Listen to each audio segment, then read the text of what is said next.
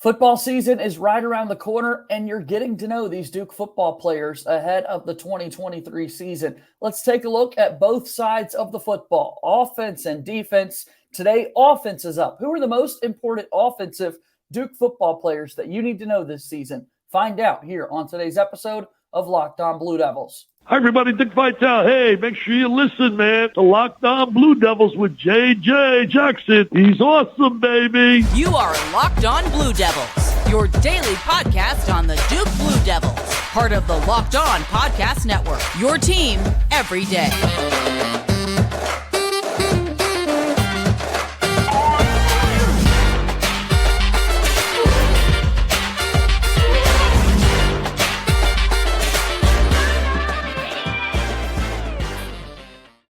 Hello, everybody, and welcome into another episode of the Locked On Blue Devils podcast. My name is JJ Jackson. I hope that you're having a great day wherever you may be listening or watching to Locked On Blue Devils. I want to give a special shout out to all of our everydayers out there who look forward to this program each and every day. Your support of our show means the absolute most to me. You can find us on Twitter at LO_Blue Devils. I'm on Twitter at _JJ_Jackson_ as Locked On Blue Devils is your one-stop shop, a daily podcast devoted to everything going on in the life of Duke athletics. Follow this podcast, subscribe to our podcast feed on your preferred podcast platform, whether that be Google Play, Apple Podcasts, Spotify, Stitcher, SoundCloud. We're everywhere. We're everywhere you consume podcasts. So give us a subscription, give us a 5-star rating and review. That means a whole lot. And also be sure to watch the show daily on YouTube. Hit that subscribe button, share it with your friends, and so much more. On today's show, a longtime friend of the program, my good pal, Josh Cox from Duke Football Talks Section 17 podcast is here. We're going to be talking about the most important players on the Duke football offense going into the new season. Another week closer to the start of this football year, Josh. I hope you're doing well. Doing well, JJ, doing well. And yeah, practices at Duke are just rolling along, teams getting ready. And, it's getting closer, man. You can almost taste it. We're entering the port. We talked last week about kind of getting closer and all the things that need to happen with, AP polls being released, looking at media days coming and going, the start of fall camp. We're kind of nearing the conclusion of fall camp, and the team begins the transition into weekly game prep as we get closer to that Labor Day game against Clemson. Still a couple of days away, but nonetheless, the mindset is about to entirely shift for these guys as the academic calendar ramps up a good bit as you get further into that fall semester. So, we're getting closer to football, that's for sure. Yeah, fortunately for Duke, they returned so many players off of last year's team, and they have so many guys that are in their 5th or even 6th season that, you hope that some of that experience will help, especially some of the younger guys that are coming up. And so, this is that time of year, like you said, transitioning from your fall camp sort of practices to really doing the installs for the offense for that game against Clemson. So really going to be in the next couple of days kind of changing and shifting focus a little bit and getting prepared for week 1. Let's take a look at today's show and tomorrow's. We're going to be talking about the most important player on both sides of the football. Today we'll focus on offense. You're back with us again tomorrow, Josh, when we take a look at that Duke football defense as well. But taking a look at the most important players on the Duke offense, however you see fit, we'll go with the top 5, starting with 5, and then 1, of course, being the most important. So tell me who you've got here at number 5, Josh. Okay, at number 5, and this may come as a surprise once you hear the rest of the list as we work our way up, but I have number 5, I have a starting wide receiver, Jalen Calhoun, and I have him at 5th. He is important to this team. He is a 5th-year he'll be a 5th-year almost starter. He basically started as a freshman, but we have seen as Duke fans over the last 5 seasons the growth of Jalen Calhoun, and there's just something about him. And watching him during fall camp, he just has like an extra pep. He's stronger, it seems like, than he's ever been. And the thing about it is, here's a young man who is, I believe he's 23 years old now. It's different than being an 18-year-old freshman. And so he's a grown man. He's fast. His, as David Feely would say, there's all these different metrics that Duke is able to now quantify You see them wearing that catapult gear and stuff. And I believe if you were to look, 3-4 years ago at Jalen Calhoun's, like his speed burst compared to what you see now, there'd be a major difference there. And he's Riley Leonard's, one of his favorite targets. As you saw last year, he led the team. He's preseason All ACC first team. And so I believe he is very important. He's the kind of guy that is 3rd down and 9, and you need somebody who's willing to take that route across the middle of the field, take the hit, and make the catch. It's Jalen Calhoun. And so he's my 5th, number 5 on the most important offensive players heading into the season. I think it's great for Calhoun coming off a career year, 62 catches last season, 873 yards and 4 touchdowns. Already the 11th player in Duke football history to have 2,000 receiving yards in a career. So he's already got this decorated career. Now he's got this opportunity to sort of add to it. So excellent pick. I think a lot of people would have Calhoun in their top 5 as well. Fitting that he is at number 5 also on our list. All right. So what about number 4, Josh? All right. Number 4. So we know that the running back room is a crowded room. We know that there are 5 running backs in that room that I believe could contribute if called upon this year. Jordan Waters, Jalen Coleman, Jacques Moore, Peyton Jones, Travis Bates. Those are the 5 guys. It's not counting Marquise Collins, who's coming off an ACL injury his senior year of high school, who is now running and active. I would assume the plan for Collins would be to redshirt this season and get fully healthy for next year. But at the end of the day, Duke is running 5 deep in that running back room. But I believe Kevin Johns has said as much in spring that he'd love to see somebody separate themselves and kind of become a feature back. And so this is my prediction. I believe the rest of my guys from the Section 17 podcast agree with me here. Jacques Moore is my number 4 most important offensive player. If you watch that young man run the football, he runs with an aggression that, honestly, that is unmatched by the other guys in that room right now. He has got a burst of speed and strength there. Last season, he rushed once again in another crowded, backfield. Last year, he rushed for over 500 yards. He averaged almost 6.5 yards per carry, had 5 touchdowns. I mean, he's that kind of player with limited touches. And so number 4 on my list is running back Jacques Moore. Now, to be fair, I could have said Jordan Waters right there. I could have said Jalen Coleman right there. They are kind of the returning 3-headed monster. And then you've got these 2 young guys in Jones and Bates who are coming up there. But my number 4 is Jacques Moore. You could have said a running back. You go with Jacques Moore. Last year, 79 carries, 508 yards, 5 rushing touchdowns, in 11 games played. Also had 7 catches for 81 yards. A productive year for Jacques Moore. We're about to take a break, and we'll get to our top 3 most important players for Duke football. But I'm going to put you on the spot here, Josh, and we're going to give folks a little teaser with the top 3 coming up. I want to ask you here, who is an honorable mention? Give me a name who's not in the top 5, and then maybe as we go to this break, people can start to figure out who those top 3 might be. So give me an honorable mention on the offensive side of the football. All right, a name who is not on here that I almost put on here. Yes. Maurice McIntyre, offensive lineman, was injured last season. And honestly, a lot of us thought he wasn't going to play this fall. And so important because solidifying that offensive line. So Maurice McIntyre I was going back and forth, and he was a guy that I was going to put on the list. Just what we were looking for. I love that. All right, let's take our first time out here on today's show. And when we come back, we'll have those top 3 most important Duke football offensive players here this upcoming season. All right, let's take a look at this. It's Locked On Blue Devils here today, and our program is brought to you by our friends over at Nutrafol, one of our newest sponsors here on the show. Nutrafol is something that you need to incorporate in your daily life. You don't have to choose between better hair growth or your health. Nutrafol provides a whole body health approach for men that promotes healthier hair. No drugs, no compromises, just better hair. The #1 dermatologist recommended hair growth supplement, clinically shown to improve your hair growth, visible thickness, and visible scalp coverage. Go to Nutrafol.com/men to take their hair health wellness quiz. Identify causes of your thinning hair, and Nutrafol will give you a personalized plan for better hair health throughout whole body wellness. Nutrafol supports healthy hair growth from within by targeting root causes of thinning, such as stress, hormones, environment, nutrition, lifestyle, metabolism, through whole body health.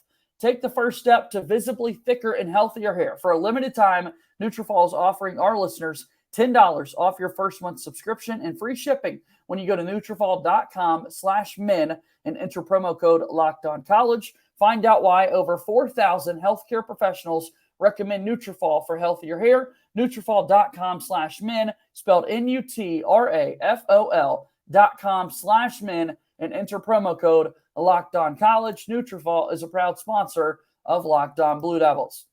Moving forward here on today's episode of Locked On Blue Devils, JJ Jackson alongside my pal Josh Cox from Duke Football Talks Section 17 podcast. Onward we go, my friend. We've already had Jalen Calhoun, Jacques Moore, McIntyre, an honorable mention. Who's number 3, though, in the most important offensive players this season? All right, number 3 on my list is another one of the Moore boys, and this is Jordan Moore. Jordan Moore, wide receiver. It's well known his story from last season. He was in the quarterback room all throughout last spring, through half of fall camp last year, and started switching over to that running back room. And he had a very productive season last year. In fact, his stats came in just behind Jalen Calhoun's last season. And so that's a two-headed monster. There's a reason why both of these wide receivers are on my list, because I really believe, along with Samir Hagans, the third starting wide receiver, that this unit is going to be very important for Riley Leonard and for Duke's success. And so I have Jordan Moore here, and here's why. He had a complete offseason, and I know I'm not saying anything earth-shattering here, but he had a complete offseason focused on being a wide receiver, okay? He hit the weight room. I was speaking to him this past week, and he's at least put on 10 pounds, at least, if not more. So he's stronger. We saw some absolutely incredible catches. Yeah. There was a couple towards the end of last season that were just off the charts, incredibly athletic. And so my prediction, and this is going to release before this will be releasing when our predictions episode releases, so it's all good. I am predicting that Jordan actually leads us in the receiving categories this year. Nothing against Jalen Calhoun at all. I'm just thinking, I just feel like Jordan, with the offseason that he's had, the camaraderie that he and Riley Leonard have, I mean, they have such a great friendship and relationship. So Jordan Moore, I definitely could see taking that next step as a receiver. He's my number 3 most important offensive player on this year's Duke team. So let's take a look at those numbers. Last year for Jordan Moore, 60 catches, 656 yards. So just 2 fewer catches a season ago than Jalen Calhoun, and about 150 fewer yards. He did have 1 more touchdown than Jalen Calhoun had. Calhoun had 4. Jordan Moore had 5 last season. All right, so great pick. I am so fired up to see, to your point, a full year of Jordan Moore focusing on being a wide receiver. In his first game at that spot last year, he's making house calls early in his transition to that spot. So seemed to be going well. Looking at number 2, however, who's the second most important Duke football player going into the season? If you followed the media at all during the offseason, you kind of know who the top 2 are going to be. My number 2 most important offensive player for Duke is offensive lineman Graham Barton. And it's no secret that Graham's numbers are off the charts. It's no secret that he is a Pro Football Focus darling with his numbers. It is no secret that he has gotten the attention of NFL scouts. There are mock drafts that have him going in the first round, second round, just depending on where you look. He plays that left tackle position, which is so important, that blind side of the right-handed quarterback. And he plays that position and does a heck of a job at it. As humble of a young man as you'll ever meet and talk to, but he is an absolute beast on the football field. He is bulked up. There's some before and after pictures from David Feely that have floated around of Graham Barton when David Feely arrived and Graham Barton now, and the way his back and shoulders have just carved out, it's pretty incredible. And so, as Riley Leonard, starting quarterback, and whoever's in there at quarterback, would appreciate having that backside covered is very important. And so Graham Barton does that, and him staying healthy, him staying effective is going to be key to Duke's success this year. All right, so Graham Barton, number 2, has over 2,100 snaps in his career. So a really impressive player who's an all ACC caliber talent going into the upcoming season. Saw this stat the other day as well, Josh, looking back to a year ago. Duke's offensive line gave up an ACC low 17 sacks last year, best in the entire conference. And that's something that they're going to need to see continue this season. More people are going to be focused on Riley Leonard, his second season as starter. More people are going to want to dial up the pressure against Duke's quarterback. And so it's up to the left tackle, Graham Barton, protecting his blind side with the rest of that unit. We mentioned McIntyre a little bit earlier, but to lead the ACC in fewest sacks allowed, let's hope that continues again this season. Yeah, you're exactly right. And I mean, and to think back, speaking of history, not just last season, but to think back in the season before and even the season before that, I mean, how many sacks and how often Duke quarterbacks were just harassed in that backfield. And so I think you have to credit Coach Cushing and the offensive line coaching. I think you also have to credit Coach Johns and the scheme that he has brought to Durham. Riley's able to get rid of that ball. He's able to make one or two reads, and if it's not there, he takes off running. And that really helps your offensive line, right? Really, really helps. And then obviously the speed of the receivers. If the receivers can get open, that ball could come out quicker. And so all of this stuff works together to become a good offense. So that all feeds one another. The scheme, the ability to block, and the speed of the receivers. All of that works together. When that's clicking, your quarterback stays on his feet and his jersey doesn't get dirty. When that's not clicking, it's a different story. And so Graham Barton, anchor of that offensive line, is my second most important player for sure. It's Locked On Blue Devils here today. JJ Jackson alongside my pal Josh Cox from Duke Football Talk's Section 17 podcast. One player left to go, the most important player in the Duke offense. Who could this be? The people are wondering. They wanted to know at the beginning of our episode who we would go to. But before we do that, Josh, I do want to take the time to promote the Section 17 podcast. The season is here. You've got a new episode that has released for people to check out. So a little preview of that. And then also with the brand new season, people getting excited about this Duke football program. What if they've never heard of the Section 17 podcast? Who in the world are you guys? Yeah, for sure. Well, if you've never heard of us, we started a podcast back in 2020, and we cover Duke football. And so we do that during the season on a weekly basis, bring a preview of the upcoming game, and then going back over and discussing the previous week, depending on what happened, good or bad there.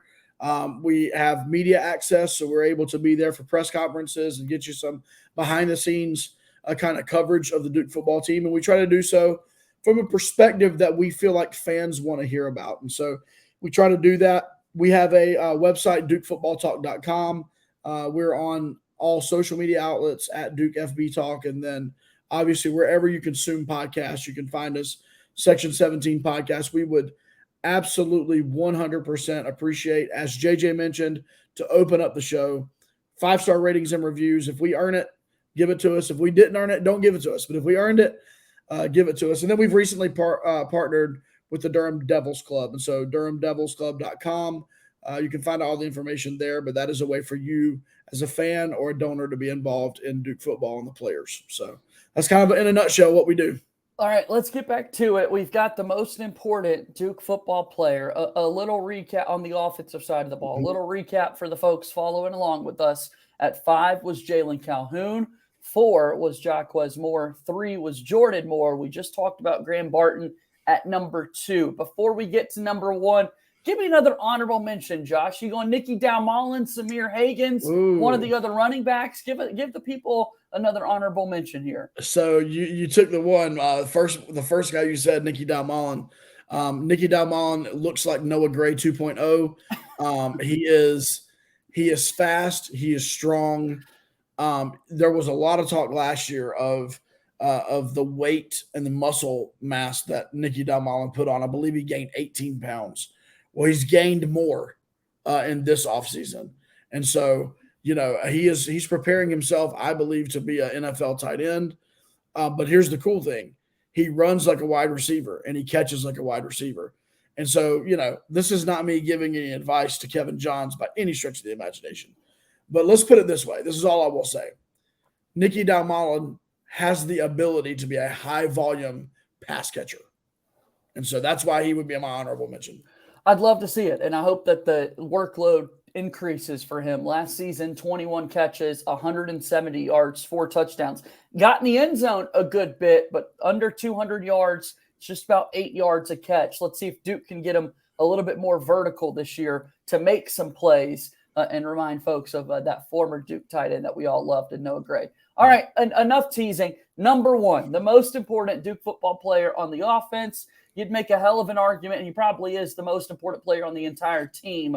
Who is this guy, Josh? Well, he's 4th-string tight end, true freshman. I'm just kidding. It is obviously Riley Leonard, quarterback out of Fairhope, Alabama. Riley, we've had an inside look, right, from our perspective. We've been there at practices. We've spoken to Riley, had him on our podcast, spoke to him offline quite a bit. To just think back to 12 months ago, JJ, 12 months ago, you and I sat here about this week and we're like, we just found out Riley Leonard has been named a starting quarterback. Right. What is Jordan Moore? What is that going to look like? Like, are they going to regret this? Like, should they have gone with Jordan Moore because he can maybe run the ball a little bit more? Whatever we were saying, right? And to think 12 months later, here we sit with Riley Leonard, in my opinion, one of the top 3 quarterbacks in the ACC, along with Drake May, along with Jordan Travis, and throw Cade Klubnik, with his due respect, into that mix. But I believe Riley being in the top 3 there, getting a lot of love from NFL scouts already. Riley Leonard put up 33 touchdowns, I believe, last season. Yep. 20 throwing, 13 on the ground. I think he had 5 or 6 interceptions is all he had last season. Threw for almost 3,000 yards. Yes, all of those are off the top of my head. I'm not looking at anything. Off the top of my head, I believe those are right. But it wasn't just his numbers, JJ. It wasn't just that. It was the fact that he became the leader of this team. He has such an incredibly magnetic personality. And so this team rallied around him. He is able to do something that I've not been around the game of football closely for many years, but I've not seen a player yet do this as well as Riley. And that is be like the kindest, best teammate, encouraging, smile on your face, seemingly just nothing goes wrong on the sideline. And then when he crosses that line and gets onto the football field, he turns into a monster. I mean, just a competitive monster who wants to just take your head off. And I've never seen a kid do that as well as Riley Leonard. And so he is the most important. Riley Leonard runs the ball. He rushed. I am going to look at this one. He rushed for 699. He needed one more to get to 700, 699 yards last season. He runs the ball very well. His speed is incredible. I heard David Feely say the other day they were able to clock Riley in the North Carolina A&T game, I believe it was, where he had a long touchdown run. Yeah. And he ran that touchdown faster in pads than he ran his sprint earlier that week in practice with no pads on. So he's a gamer. And he gets hyped for that game, for those games, and his adrenaline kicks in. So I could sit here for the next 25 minutes. I'm not going to do that to you. But Riley Leonard is by far the number 1 most important offensive player. We love Riley. One more note, there are only 3 quarterbacks in the entire country had more than 3,500 yards of total offense and more than 30 total touchdowns. and Riley Leonard was one of those 3 quarterbacks. So excellent stuff there. Really excited to see what Leonard can do this season. A lot of Duke's success. It's going to come down to what Leonard's able to do at that quarterback spot, and I know he's certainly ready for that moment. All right, Josh, this was a whole lot of fun. Tomorrow, we're going to go over the 5 most important Duke football defensive players. Why in the world should people listen to that one? Hype up the defense here. Yeah, I believe there's going to be a couple of names on there you're expecting, and then I think there's going to be a couple of names on there that you might not be expecting. And so we'll see how that goes tomorrow. We'll see what you think.